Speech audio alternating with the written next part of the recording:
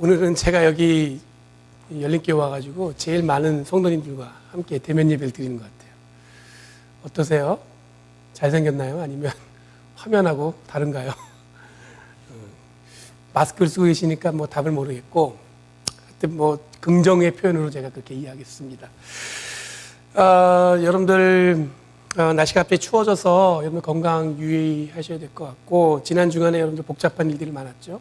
미국에 대선도 있었고 여러 가지 뭐 결과가 개인적으로 어떻게 여러분들 원하시는 방향으로 됐는지 아닌지는 잘 모르겠지만 또 하나님이 함께 하시는 미국이 됐으면 좋겠고, 더불어서 아까 기도하신 대로 우리 대한민국이 됐으면 좋겠습니다.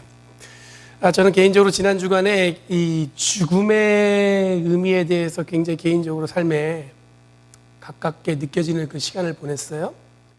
여러분들 그 뉴스로 보셔서 아시겠지만 개그우먼 중에 박지선이라는 분 갑자기 자살했다는 소식에 가슴이 먹먹했고, 그 어머니도 같이 그 길을 따라갔다는 얘기가, 좀 개인적으로 그분이 뭐 좋냐 안 좋냐가 아니라 그냥 마음 한구석에 이번에 느낀 건데, 내가 굉장히 그분을 좋게 생각했구나 그런 생각이 들었어요. 왜냐하면 좀 먹먹하더라고요. 그리고 엊그저께는 예전에 잠깐 스치던 청년이 아침에 그 방문을 열었더니 갑자기 하나님의 부르심을 받은 거예요. 그 얘기를 들으면서 제 마음속에 또 잠깐 스쳤지만 그 청년과 대화를 나눴던 이야기들이 하루 종일 온통 제 마음속에서 이렇게 메아리 치는 거였어요. 그리고 엊그저께는 제가 함께 공부했던 후배가 갑자기 간암으로 임종을 앞두고 있다는 소식을 들으니까 이 죽음이 주는 의미와 그 안에서 살아가는 삶을 더불어 고민하는 시간을 좀 가졌습니다. 죽고 사는 일 앞에 서 있는 우리들의 삶을 진지하게 돌아보면 뭐 그렇게 심각한 게 있을까, 그렇게 가벼운 것도 있을까, 뭐 그런 생각이 들어요.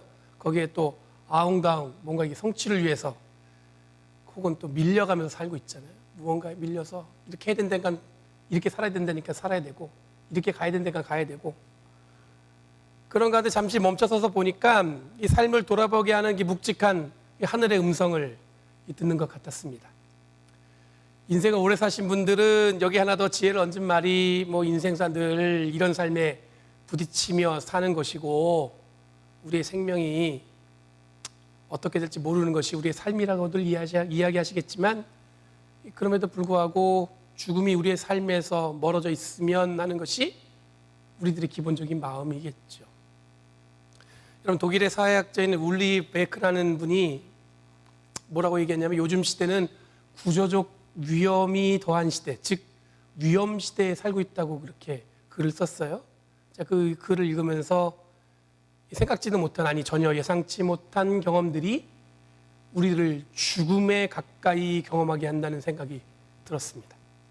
그러면서 동시에 드는 생각은, 산다는 건 어쩌면 누군가에게 이 정성을 들여가며 사는 것인데, 이 죽은 사람을 위해 슬피 우는 것도 우리에게 필요하겠지만, 지금 산 사람들 위해서 울어줄 수 있는 삶을 사는 것이 어쩌면 후회 없는 삶이 아닐까, 그런 생각을 좀 해봤어요. 여러분, 죽음이 우리를 무겁게 만들지만 죽음이 결코 우리를 두렵게 하지는 않습니다. 죽음이 우리의 생명을 마무리 짓는 것으로 느껴지지만 죽음으로 결코 생명의 열매들을 사그라들게 할 수는 없어요. 여러분, 마침 오늘 읽은 본문은 기독교 종말론 마지막 때 그리스도인들의 죽음과 연관된 예수님의 열처녀의 그 비유에 대한 말씀입니다. 바라기는 이 말씀을 읽음으로 하나님 나라에 대한 소망, 천국 소망에 대한 이해와 예수님이 말씀하시는 마지막 때 더불어 우리들이 이해할 죽음의 의미를 깊이 새기시는 저와 여러분이 됐으면 좋겠어요. 여러분, 오늘 읽은 말씀은 예수님의 비유의 목적은, 예수님은 하나님 나라는 마치 이와 같다 이렇게 말씀을 시작하고 있어요. 다시 말해 무슨 얘기냐면, 천국은 마치 이렇다는 거예요. 그럼 열처녀 신랑을 맞기 위해서, 열처녀가 신랑을 맞기 위해서 기다리는 이 문장을 통해서 우리는 이렇게 오해합니다. 이 열처녀가 모두 결혼하기 위해서 신랑을 기다리는 신부라고 생각하는데, 여러분, 당시에 이스라엘의 결혼의 그 풍습을 보면 이 신부의 집에서 신부의 친구들이, 오늘날로 이야기하면 그 신부 들러리죠. 들러리들이 신랑이 올 때까지 춤을 추는 풍습이 있었어요. 그러니까 이 열처녀는 오늘날로 얘기하면 뭐예요? 들러리였습니다.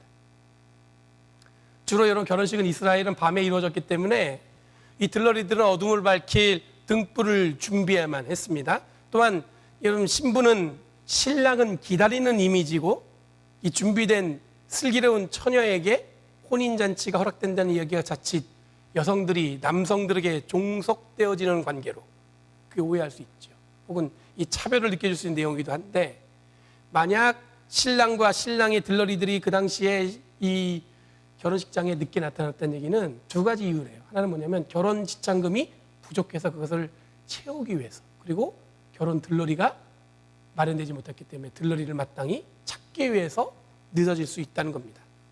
그리고 어디까지나 이 상황은 여러분들 예수님이 하나님 나라를 비유로 설명하는 거기 때문에 그 이야기 때문에 여러분들 이 비유를 통해서 여자들은 막연히 기다리는 존재, 신랑과 그 들러리들은 자기들이 준비한 처녀들을 선택할 수 있는 존재로 읽어내면 안 되는 거예요. 여러분들 이게 자칫 여성들은 남자를 그냥 무조건 기다리고 남자들이 선택해야 되는 그런 존재를 읽으면 안 된다는 겁니다. 그럼 본문에서는 등불이라고 기록하고 있지만 원어 성경에는 람피다라는 말을 썼어요. 그러니까 등불보다는 횃불이라는 뜻이 가까워요. 보통 이 횃불이 기름에 적시면 15분 정도 태운다고 합니다. 15분 정도 불을 태울 수가 있는데, 그러다 보니까 뭐예요? 늘 옆에 뭐가 필요해요? 기름통이 필요했겠죠. 오늘 본문 2절에 보면 예수님은 이런 결혼식 상황에서 열 처녀를 의도적으로 미련한 처녀 5과 슬기로운 처녀 5을 구분해 놓고 있습니다. 미련하라는 말은 모로스라는 말로 헬라어인데 신약 성경에 이 말은 자주 등장해요. 예수님 말씀을 못 알아듣는 제자들에게 예수님이 이 모로스라는 말을 자주 사용하셨습니다. 그리고 슬기롭다는 말은 프로니모스라는 단어를 사용했어요. 이거는 슬기롭다로 번역했지만 원래 뜻은 뭐냐면 굉장히 신중하다, 그런 뜻을 담고 있어요. 그러니까 슬기로운 처녀들을 여러분들 어떻게 이해하시면 되냐면 굉장히 신중한 처녀들, 이렇게 이해하시면 될 것 같습니다.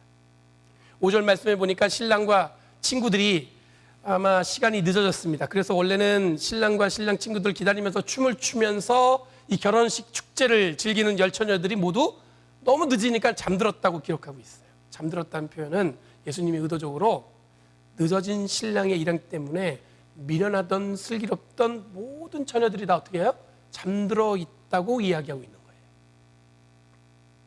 여기서 신랑과 그 친구 일행들이 늦어졌다는 것은 여러분 예수님의 재림이 늦어짐에 대한 의미로 이해할 수 있습니다. 그리고 그 재림은 당연히 우리가 생각한 것보다도 더 늦어질 수 있다는 의미도 포함하고 있어요. 당시에 초대교회는 예수님께서 부활하시고 승천하신 다음에 다시 오시겠다는 약속을 굳게 믿고 있었습니다. 지금 우리들도 우리 신앙생활하면서 예수님의 그 재림에 대해서 깊게 어쩌면 가깝게 생각하지 않고 있는데, 교회와 기독교 신앙에 있어서 예수님의 재림에 대한 신앙 고백은 굉장히 중요해요. 마태복음뿐만 아니라 요한복음, 누가복음에서도 예수님의 지연된 재림에 대해서 이야기하고 있으니까 그만큼 이 초대교회의 중요한 이슈였던 것 같습니다. 사도 바울도 예수님의 지연된 이 재림에 대해서 언급하는데 공통적으로 뭐라고 얘기하냐면 예수님의 재림의 시간과 때는 우리가 알지 못하고 늘 준비된 신앙생활로 예수님의 재림을 기다려야 하고, 더불어서 이미 실현된 하나님의 나라의 은혜를 누리며 살아가는 것으로 결론을 맺고 있어요. 그러니까 여러분들 복음은 뭐냐면 하나님 나라에 대한 선포인데 이미 예수님께서 우리에게 그 복음을 통해서 예수님의 하나님 나라가 우리에게 임했다고 얘기하고 있어요. 그러니까 여러분들 늘 뭐냐면 늘 우리는 천국 잔치를 누리면서 살라고 말씀하고 있다는 얘기죠. 열처녀가 모두 잠들었다는 것은 그만큼 신랑과 신랑의 일행들이 예상한 시간을 훌쩍 넘겨서 늦어졌다는 의미입니다. 그런데 6절에 보니까 느닷없이 신랑과 신랑의 일행들이 도착했다는 소리가 들렸습니다. 열처녀들이 모두 일어나 자기들 들고 있는 등불을 점검하는데 8절에 보니까 이 미련한 처녀들이 슬기로운 처녀들에게 등불이 꺼져가니까 기름을 빌려줄 수 있냐고 묻습니다. 아까 말씀드린 것처럼 보통 등불, 이 횃불을 들고 있는 사람들은 한번 기름에 적시면 뭐예요? 15분 정도밖에 안 태워져요. 그러니까 늘 기름통을, 여분을 준비했어야 되는데 이 미련한 여인들은 충분히 이 기름을 준비하지 못한 것 같습니다. 이런 부탁에 슬기로운 처녀들이 냉정함으로 응답해요. 뭐라고 얘기하냐면 기름을 빌려주면 우리도 모자라니 너희들은 기름 장수한테 가서 기름을 사라. 저는 개인적으로 오늘 이 말씀, 9절 말씀이 예수님이 오늘 비유로 이야기하시는 것 중에 가장 중요한 말씀을 담고 있다고 저는 생각합니다. 당시에 결혼식에 사용됐던 횃불을 밝히는 기름은 가장 흔하게 구할 수 있는 올리브유였어요. 뭐 특별하게 준비하는 기름이 아니었어요.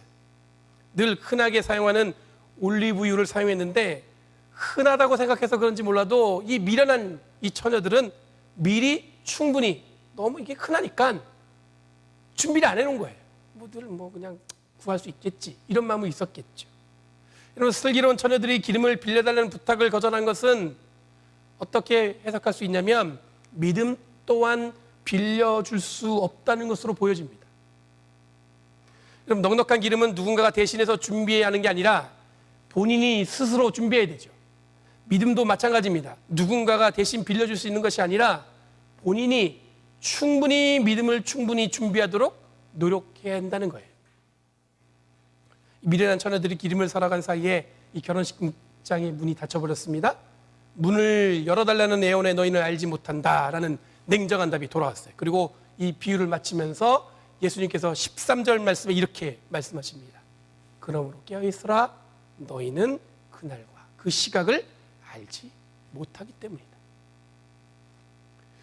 여러분, 예수님의 비유는 처음에 말씀드린 것처럼 하나님 나라, 즉 천국에 관련된 이야기입니다. 그리고 이 하나님 나라 이야기는 언제 예수님이 오시는가에 대한 그 물음과도 연결되어 있습니다. 짧은 예화이지만 여기에 두 가지 중요한 기독교 구원론이 담겨 있어요. 첫 번째 뭐냐면 하나님 나라는 늘 준비된 자에게 허락되어진다.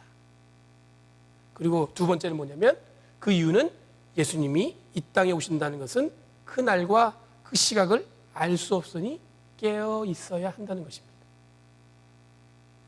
그럼 깨어 있어야 한다는 것을 성급하게 읽어내면 잠들지 말아야 한다는 것으로 오해할 수 있는데 깨어 있으라는 말은 뭐냐면 늘 여분의 기름을 준비해야 한다는 것으로 이해하는 게 문맥상 옳은 이해예요. 그러니까 여러분 깨어 있으라 그 얘기 뭐냐면 늘 기름을 준비해라 그런 의미예요.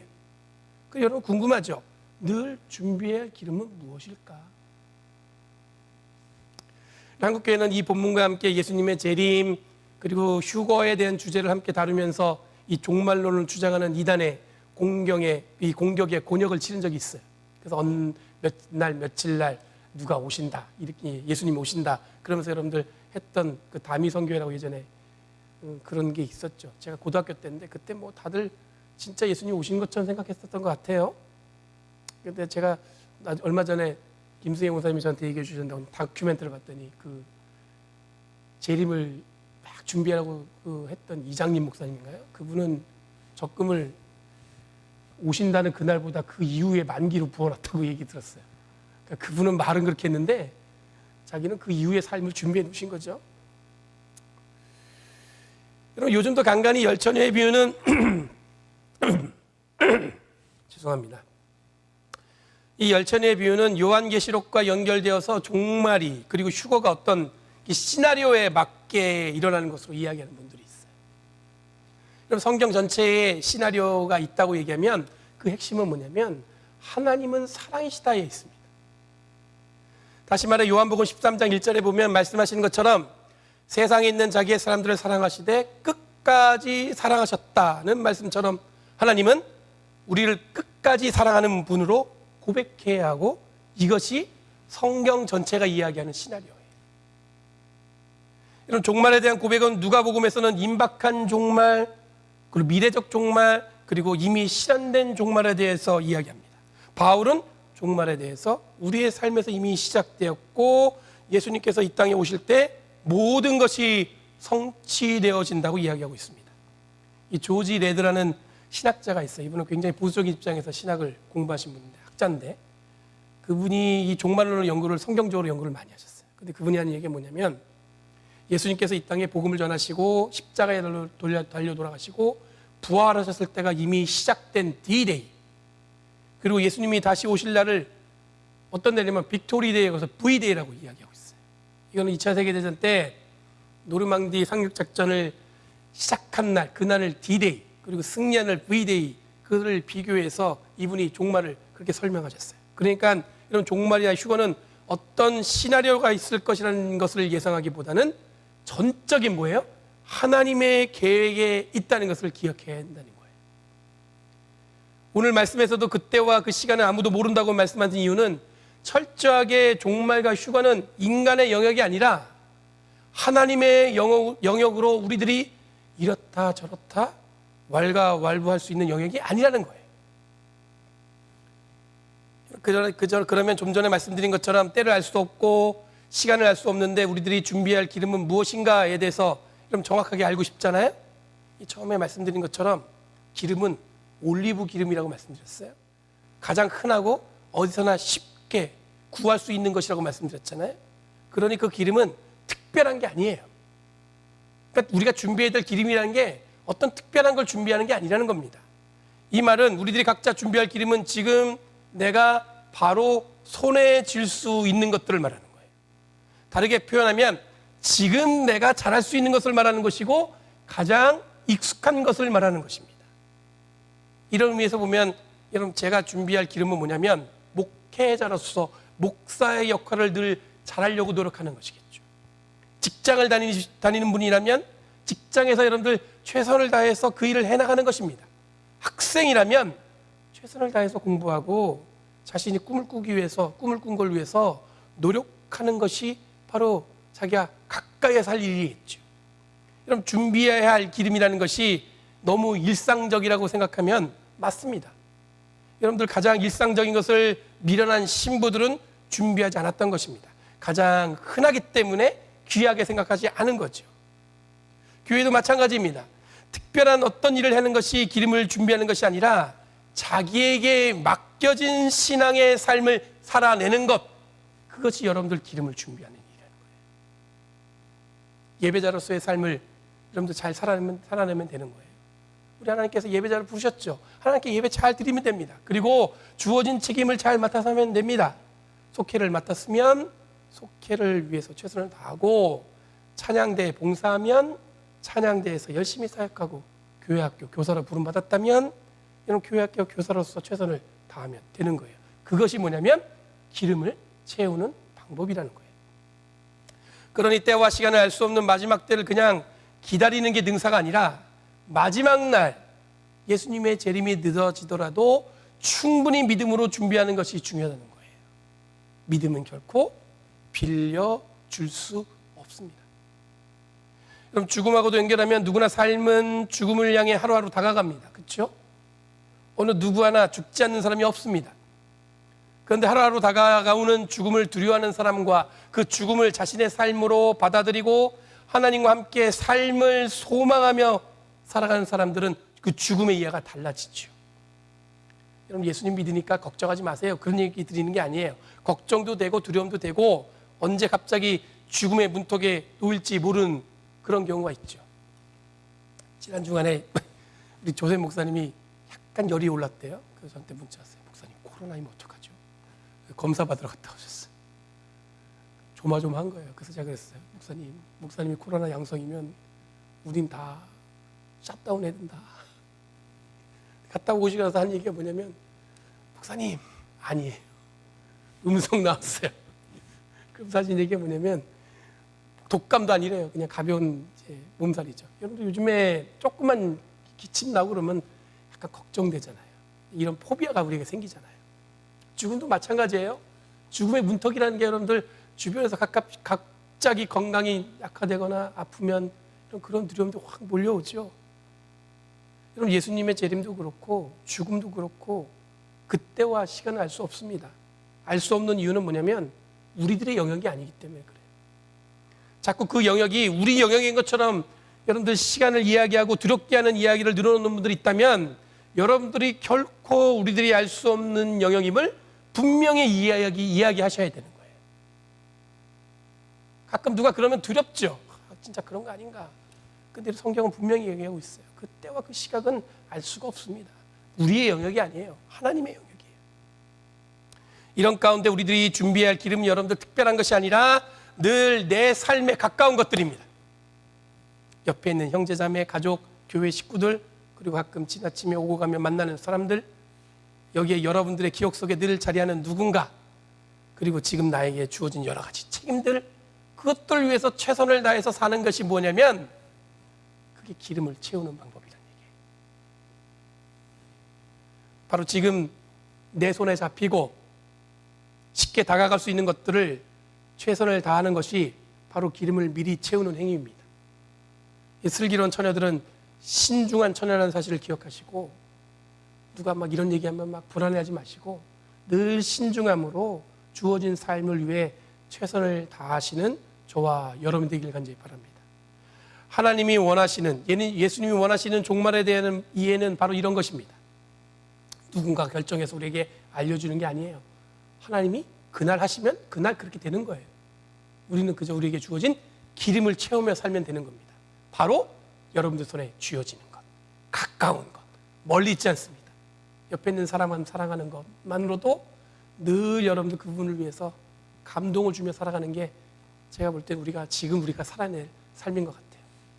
여러분 오늘 오신 것 감사드리고, 이렇게 얼굴 보니까 더 감사드리고, 제가 말로 표현할 수 없는 감동인데 그냥 이 정도만 말씀드릴게요. 하나님이 늘 우리와 동행하십니다. 그리고 여러분들 사랑하십니다. 기도하겠습니다.